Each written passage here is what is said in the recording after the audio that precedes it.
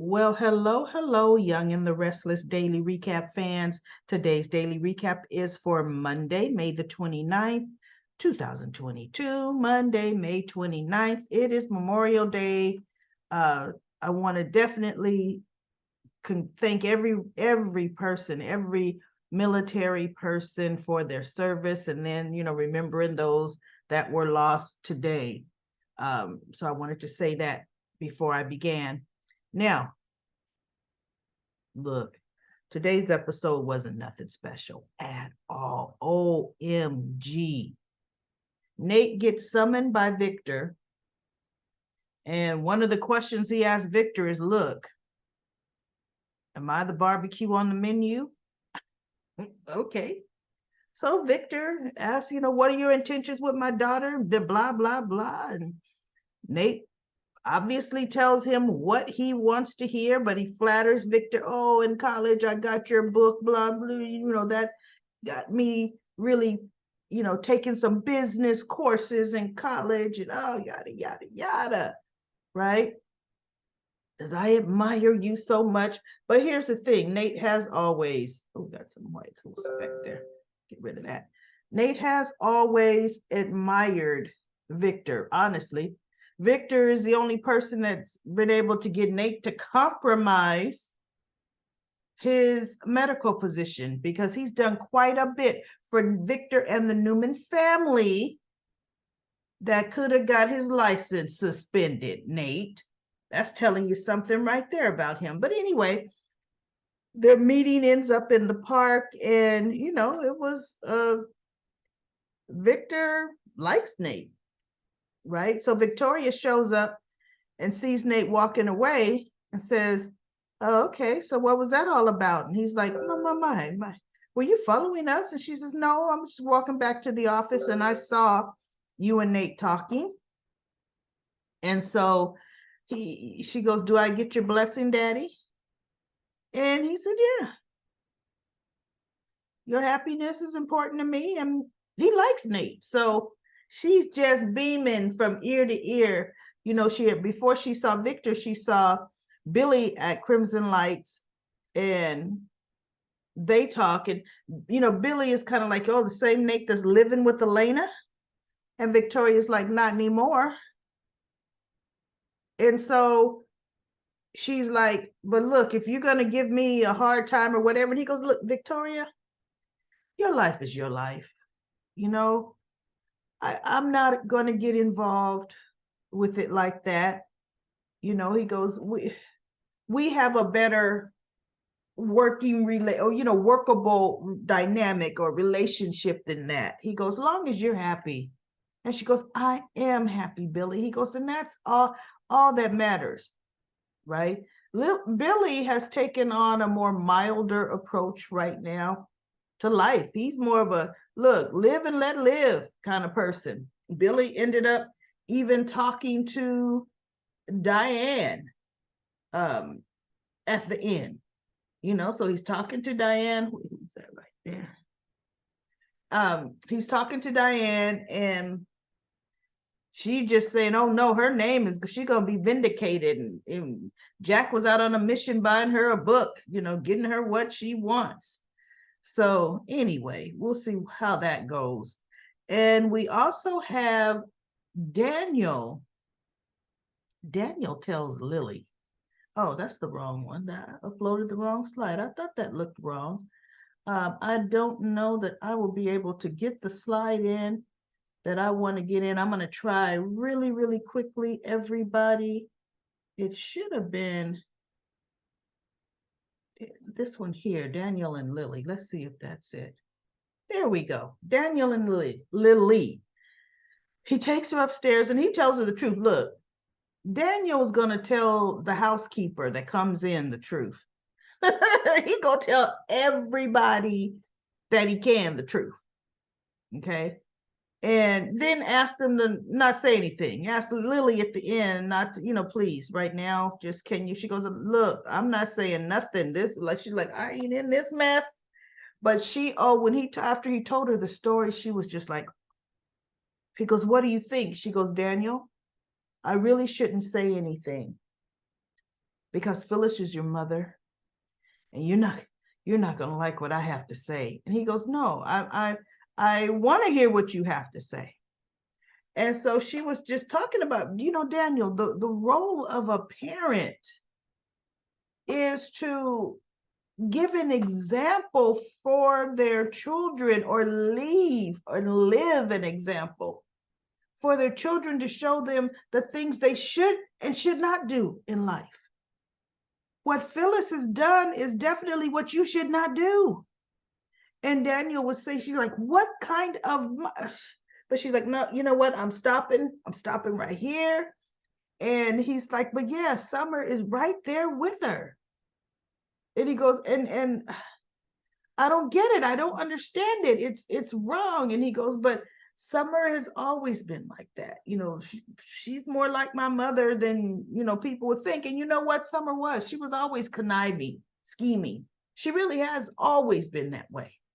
So Lily was saying, well, you know what, Daniel, don't give up on your sister. When it's all said and done, you, thank God, don't share those values, but she's still your sister in the end, in the end, because I don't know how this is going to all play out, but your sister's going to need you. And you need your sister. So he's like, yeah, but Summer doesn't want to talk to me. She goes, you know what? Just all I'm saying is don't give up on Summer, right? So speaking of Summer, no, let's talk a little bit about Chance. Chance gets the forensics back. And guess what? 100% match on Phyllis. So of course she could not have gotten her own tear-stained DNA on a program that was made after she died. And actually, look, died, burnt up in an accident, the whole 9 yards, right? And oh boy, did that set Christine boiling. Christine was almost knee-jerked back to the Phyllis of the past when she tried to kill her. When Phyllis tried to kill Christine, run her over with that car, right? And get away with it. Christine is like, to work with someone to frame. She and Stark had to really be working together and Chance said, a long time before it happened, to put this level of framing of Diane in the works. And so Christine said, you know what? Phyllis does not know what she has unleashed, because I'm going to prosecute her to my best ability. And then she made a comment. She goes, see all these rich folks here in Genoa City, they feel like the law doesn't apply to them. They want other people to pay, but when they do something, they expect us to look the other way. She goes, oh no, I'm coming after all of them. And I'm thinking, ooh, all who? Don't get Summer involved with that. Yep. Not Daniel. Daniel told the truth. He's going to be the only one okay, hopefully. But you know what? Let's reopen that case with Jack and Diane with Frame and Stark for the stolen necklace of Nikki's. Let's do that too. Come for everybody, Christine. Everybody.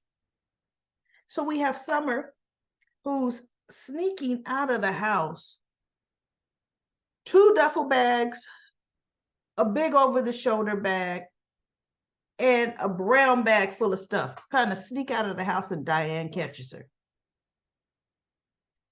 So Diane says, well, where are you sneaking off to? And with all of that, all of that, in those bags. And so Summer's like, there is a donation center that I'm donating these things to. And so she goes, it's today. And Diane says, well, I wish I would have known, because I could contribute some things. Summer says, it's for kids. These are kid items.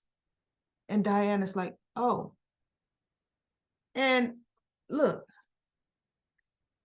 the amount of bags Summer had that was filled, the duffel bag, that had to be every ounce of clothes that little Harrison had. You know, what'd you do? Clean the boy out? Seriously.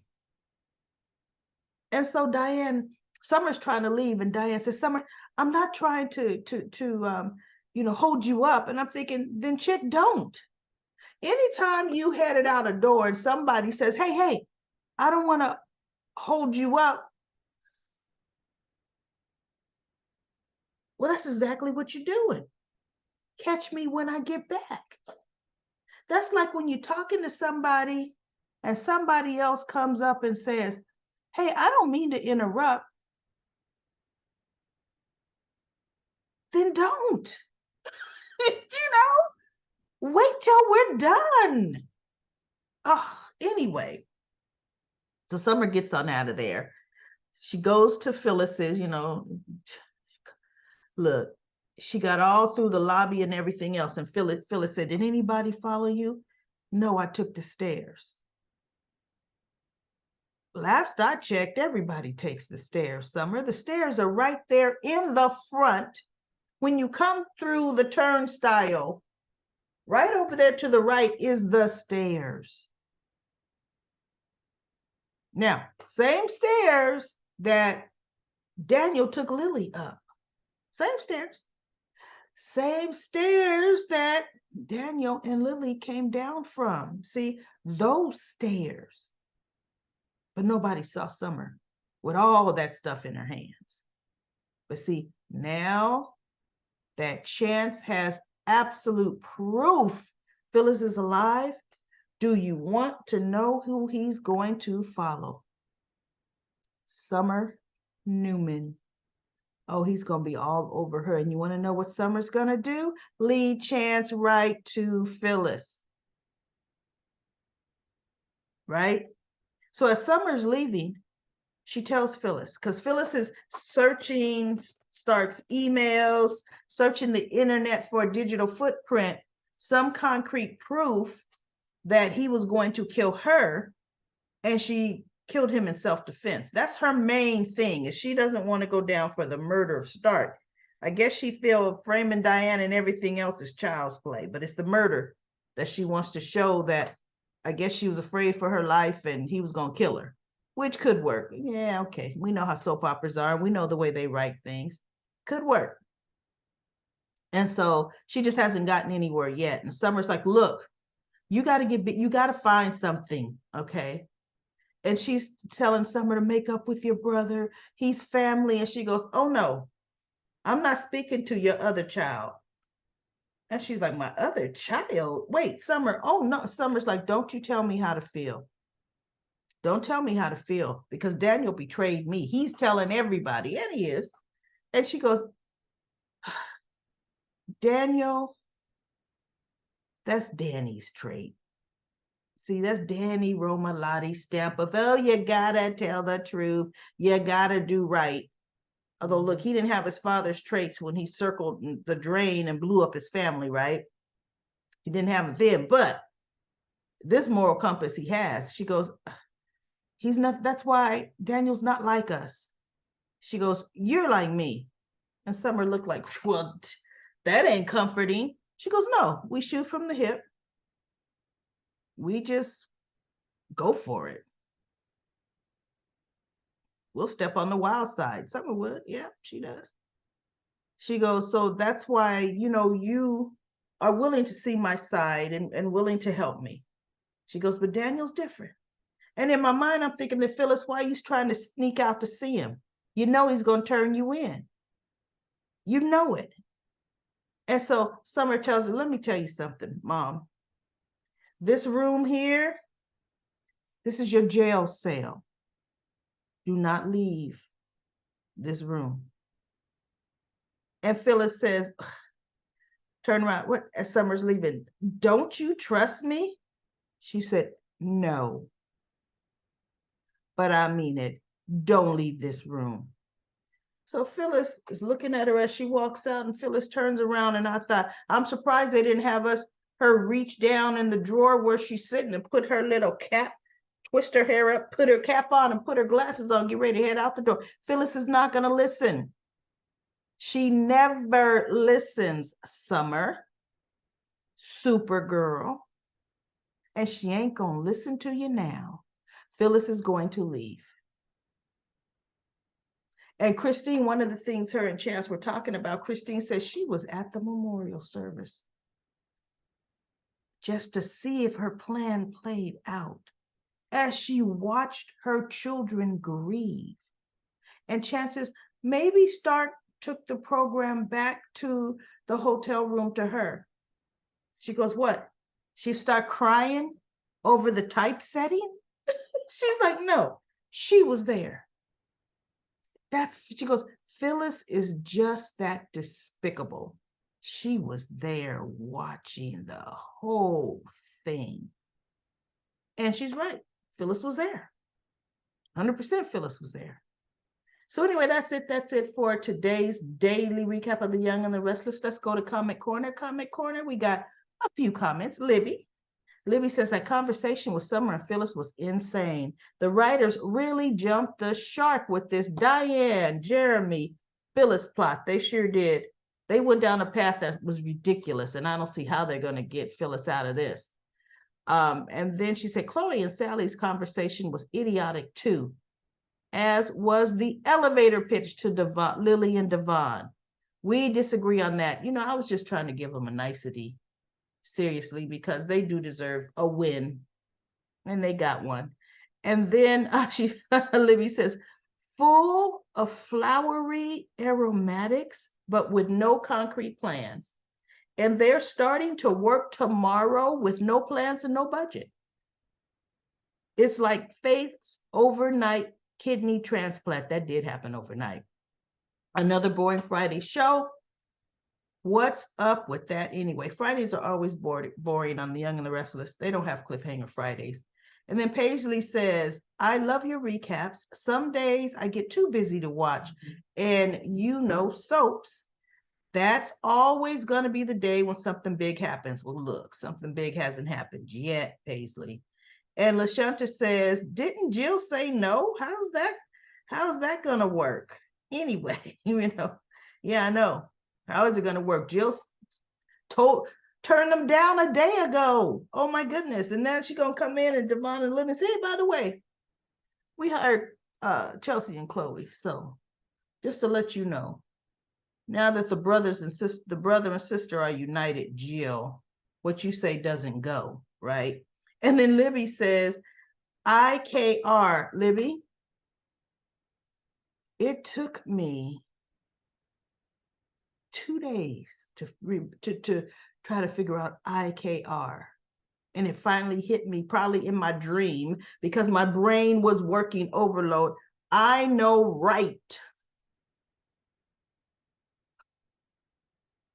Jill didn't have the bucks to take Sally and Chloe with their fashion line. Where's Lily and Devon getting the bucks to redecorate the offices? The writers have lost their dang mind. Well,